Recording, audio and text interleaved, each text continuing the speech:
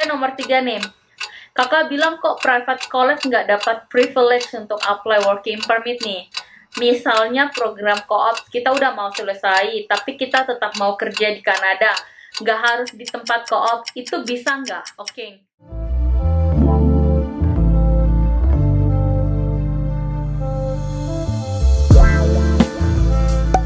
Mungkin posisi teman-teman itu seperti saya ya, let's say bahasa Inggris pas-pasan.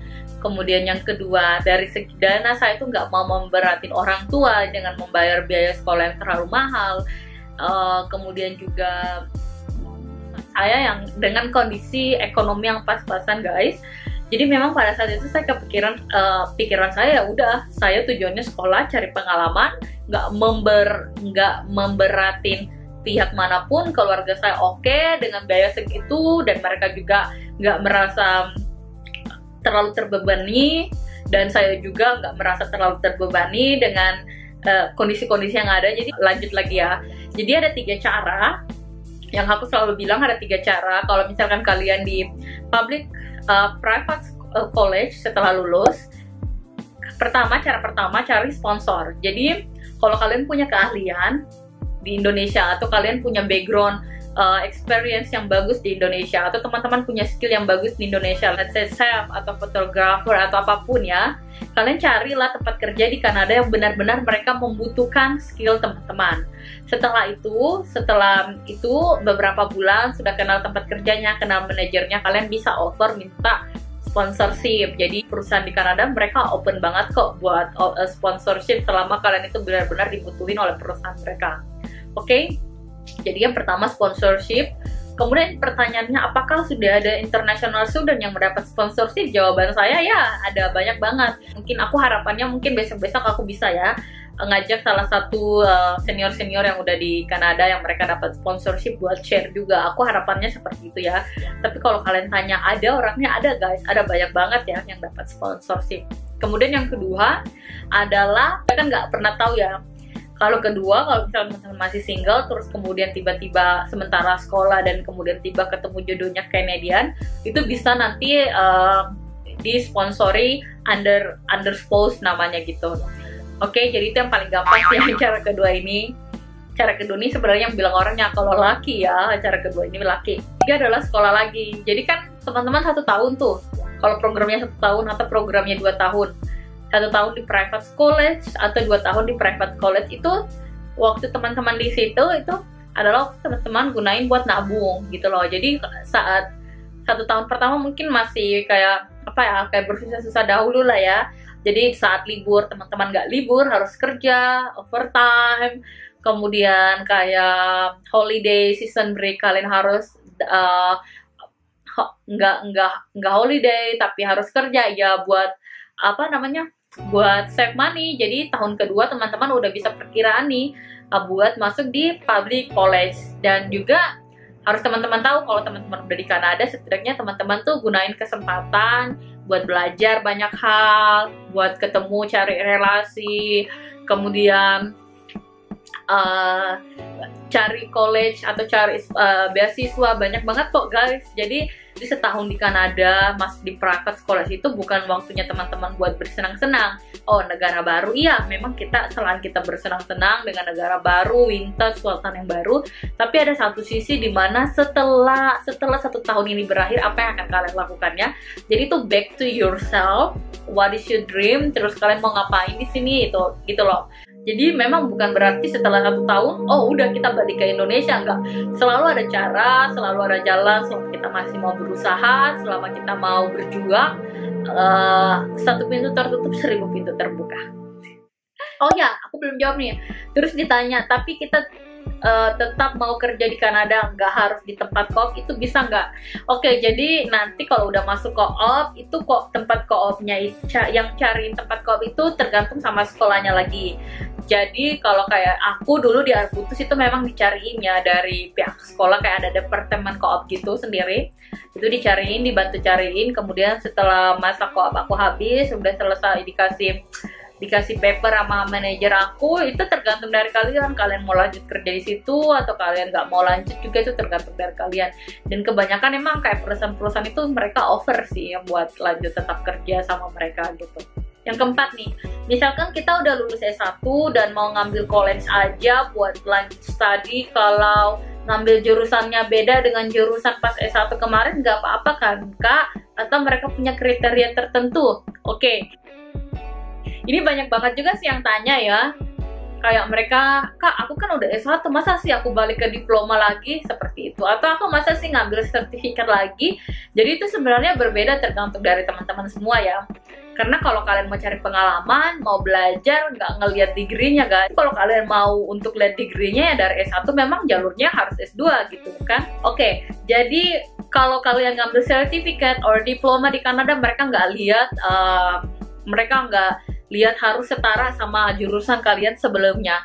Jadi nanti waktu kalian apply visa, nanti ada buat statement letter or buat study plan, kalian jelasin aja kalian teman-teman itu sebenarnya di situ buat teman-teman jelasin kenapa teman-teman ngambil program itu di Kanada gitu. Tapi kalau dari pihak sekolahnya sendiri tuh nggak ada sih, nggak ada keterkaitannya, oke? Mereka ngelihat level bahasa Inggris kita sama kita, itu sih mereka ngelihat dari level bahasa Inggris kita.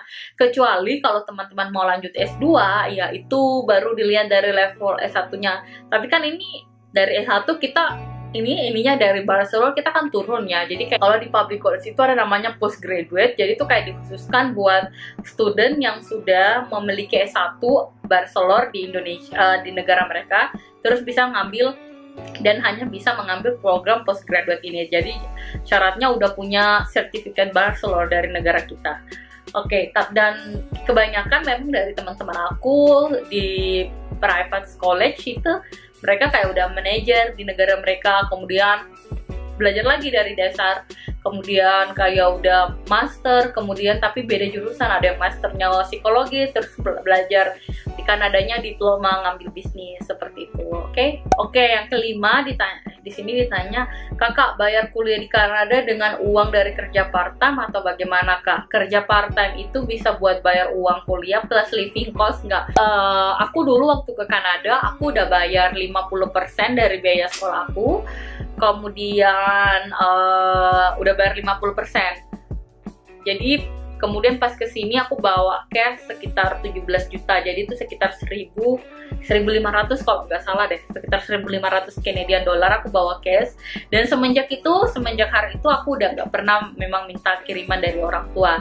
Dan 50% dari biaya sekolah aku itu aku lunasin sendiri. Jadi kalau di private college itu mereka seperti bisa dicicil, jadi bisa dicicil, ada yang dicicil per bulan sama ada yang dicicil per term. Kalau term itu per semester, jadi satu semester itu dia per 3 bulan. Aku lakinya dulu karena datangnya September, aku datangnya Oktober, November sama Desember itu kita ada namanya libur guys. Ada libur, jadi waktu itu ada libur dan aku kerjain lah waktu libur itu aku kerja full time. Jadi libur kerja full time, jadi duitnya bisa di save dan kemudian aku bayar sekolahnya per bulan. Jadi bisa di save sambil nabung, sambil bayar sekolah dan juga sambil buat biaya hidup sehari-hari. Dia per 3 bulan sekali kita tuh ada libur di sini guys di Kanada. Jadi kayak ada summer break, kemudian ada spring break, kemudian ada winter break, ada fall break, kayak gitu-gitu. Dan itu breaknya kalau di private college itu 1 minggu sama 2 minggu. Jadi itu digunain banget itu buat kerja full time. Bagusnya lakinya lagi kalau kita udah masuk co-op, kita udah bisa kerja full time guys. Jadi seperti itu. Kalau aku jujur aku ngelunasin 50% itu dari biaya aku sendiri. Bahkan aku dapat per 3 bulan sekali sih, itu bantuan dari pemerintah sini. Nah itu aku belum kasih tahu tuh caranya gimana ya. Jadi teman-teman tungguin aja dan jangan lupa terus nonton channel aku dan juga jangan lupa komen, like, and subscribe. Oke, kemudian yang ke-6 pertanyaannya, oh ya Kak, satu lagi untuk membedakan kampus yang setelah lulus bisa mendapatkan postgraduate working permit dan tidak itu gimana ya Kak? Apa kuliah program 2 tahun bidang hospitality bisa dapat postgraduate working permit? Oke, untuk membedakannya aku udah pernah bahas di video ini, teman-teman silakan nonton sampai habis video ini.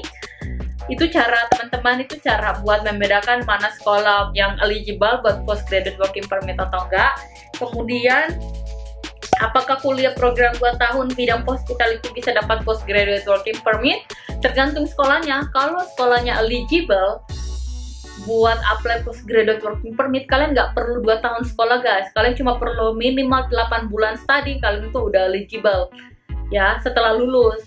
Tapi kalau sekolahnya pun nggak eligible buat postgraduate working permit, kalian mau study 4 tahun pun setelah lulus itu nggak bakal bisa buat apply postgraduate working permit. Jadi tergantung sekolahnya ya, bukan tergantung jurusannya, tapi tergantung sekolahnya. Itu sekolahnya eligible apa enggak sama postgraduate working permit. Jadi sebelum kalian masuk, sebelum kalian intake, sebelum kalian proses apa-apa, cek lagi nih di Service Canada, www.canada.ca. Di situ semua informasi, nggak ada yang nggak, semua informasi ada di sana guys. Teman-teman explore lah itu website, dan teman-teman bisa cek lagi untuk yang postgraduate working permit eligible apa enggak. Kalau misalkan kalau agent kalian bilang eligible, kalian double cek lagi di website Kanada, karena memang ada banyak juga yang sebenarnya, banyak juga kayak orang yang kerja di agentnya itu kurang memahami juga sebenarnya, karena ada banyak negara yang mereka urus, ada banyak customer, ada banyak student. Jadi ada beberapa memang yang aku temukan kayak mereka nggak ngerti sama programnya itu di suatu negara tersebut. Oke? Jadi kalian double check guys. Oke, kakak mau nanya, boleh kakak study di Kanada pakai agent apa sendiri? Nah ini dia, ini aku udah bilang ya, ini yang paling banyak ditanya ini. Jadi aku pakai agent, dan agentnya itu aku belum bisa sebut namanya apa karena mereka bermasalah, totally bermasalah guys. Dan aku masih punya uang sama mereka sekitar 15 juta yang mereka nggak bayarin sama sekali ke sekolah aku, dan itu aku harus nutupin pakai uang aku sendiri. Kemudian banyak banget pokoknya, ini belum ada, mereka udah pernah klarifikasi lewat satu email ke kami tentang kondisi perusahaan mereka bagaimana, tapi untuk pengembalian dana saya pun sudah tidak tahu lagi. Di pelajaran kita semua, kalau kita menggunakan agent, jasa suatu, kita menggunakan suatu jasa, kita harus lebih berhati-hati lagi. Oke guys, jadi itu dia dari 7 pertanyaan yang udah sering banget tentang program co-op dan juga kerja di Kanada. Jadi semoga mencerahkan, dan buat teman-teman yang mungkin masih ada pertanyaan lagi yang pengen aku jawab, teman-teman bisa menghubungi aku via DM di Instagram ataupun bisa komen di YouTube ini. Teman-teman bisa komen di sini, oke? Dan thank you for your time guys. Thank you udah nonton video ini. Teman-teman merasa video ini bermanfaat, jangan lupa teman-teman buat share ke sosial media teman-teman, oke? Bye bye, I'm gonna see you next video.